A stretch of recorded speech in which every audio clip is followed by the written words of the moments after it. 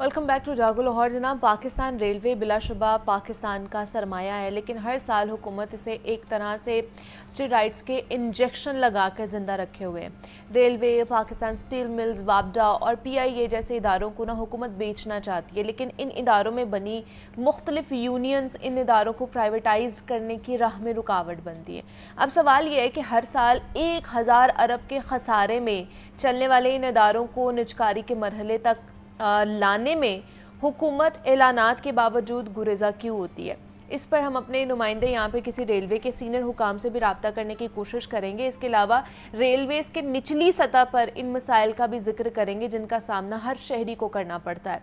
कुछ ट्रेन्स को प्राइवेट भी किया गया था, उनकी परफॉर्मेंस कैसी रही, इस पर भी बात करने के लिए हमने आज के प्रोग्राम में दावत दी है रेलवे प्रेम यूनियन के सदर हैं शेख मोहम्मद अनवर को।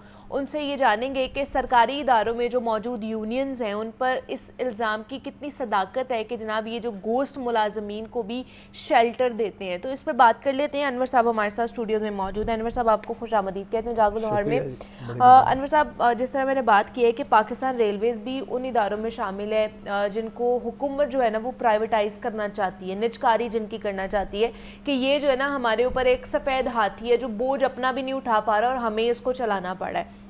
तो आपको क्या लगता है कि पाकिस्तान रेलवेज़ की तरक्की में कौन सी चीज़ें हैं, कौन से अवामिल हैं जो कि रुकावट बन रहे हैं? देखें जी, शुक्रिया आपने मुझे मौका दिया। पाकिस्तान रेलवे जो है ये तकरीबन 6500 किलोमीटर में फैला हुआ एक कौमी दफाई और फलाई इदारा है जी। आप देखें कि हुकूमत की तरजीहात आज क्या हैं।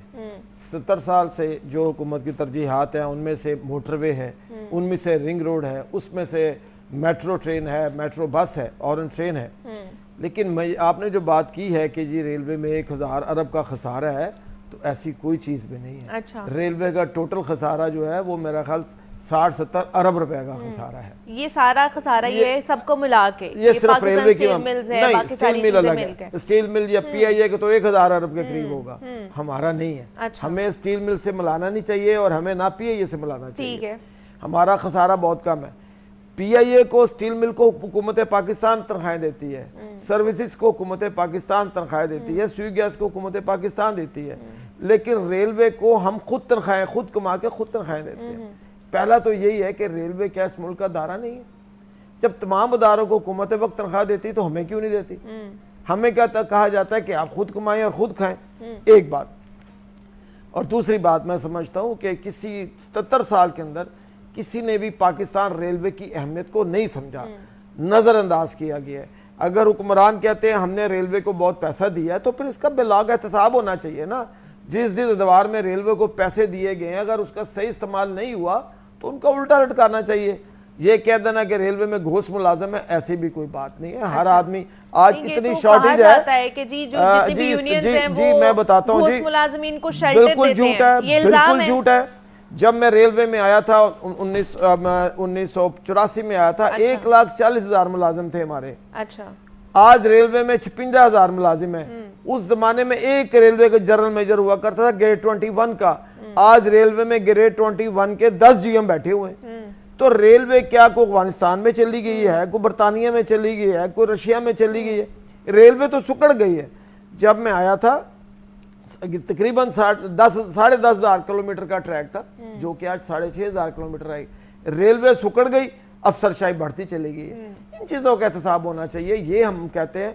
और कोई साबित कर दे कि मैं एक जिम्मेदार आदमी हूँ, एक यूनियन का सरबराह हूँ, 100% यूनियन पर इल्ज़ाम लगाया जाता है अपनी फेस सेविंग के लिए। ऐसी कोई बात नहीं है। शॉर्टेज इतनी ज़्यादा है कि आप जाएं स्टेशनों पर 72 घंटे हमारे स्टेशन मास्टर ड्यूटी कर रहे हैं। नहीं तो देखिए, आप भी कह रहे हैं ना इतना ज़्यादा प्रॉब्लम है कि हुकूमत भी हमें नहीं अकोमोडेट कर रही है, रेलवे को अकोमोडेट नहीं कर रही। तो हुकूमत जब चाहती है कि इतना खसारा हो रहा है, हम नहीं इसको पाल सकते हैं, तो हम इसको प्राइवेटाइजेशन की तरफ ले जाते हैं। तो उसका क्या मसला? देखिए उसमें ये प्राइवेटाइजेशन की तरफ चले जाएंगे, प्राइवेट हो जाएगी, निजकारी हो जाएगी, तो फायदा ही है ना। मुझे आप ये बताएं, मुसाफिरों को भी फायदा है, रेलवे को भी फायदा है। पहली फिर इसका बात तो ये हुआ कि रेलवे की ब्यूरोक्रेसी नाकाम हो चुकी है। अच्छा। वो रेलवे को नहीं चला सकते। इतने बड़ी बड़ी तनख्वाहों पर लोग बैठे हुए हैं। यहाँ पर बड़े तजर्बे किए गए हैं, कभी कंपनी बनाकर तजर्बा किया गया। पिछले दिनों जनाब 15-15 लाख रुपए पर इन्होंने अफसरान रख लिए, 15-15 लाख रुपए पर मंथ पर इस डूबते हुए अदारे पे। मुझे एक बात बताएं आप, भैंस से आप दूध ले सकती हैं, दूध से आप दही बना सकती हैं, दही से आप मक्खन निकाल सकते हैं, लस्सी बना सकते हैं, लेकिन भैंस के चप्पल कबाब कितने दिन खाएंगे? अदारे वो बेचा करते हैं, घर का सामान वो बेचा करता है जो नशेई हुआ करता है। तो ये कोई निजकारी हल नहीं है इसका। हमारे साथ बैठे, हमारे साथ टेबल टॉक करें, हम इनको बताते हैं रेलवे में हल निकालते हैं। अनवर साहब, यहाँ पे मैंने एक छोटी सी ब्रेक लेनी है, ब्रेक से वापस आते हैं तो यहीं से अपनी गुफ्तगू का आगाज करेंगे।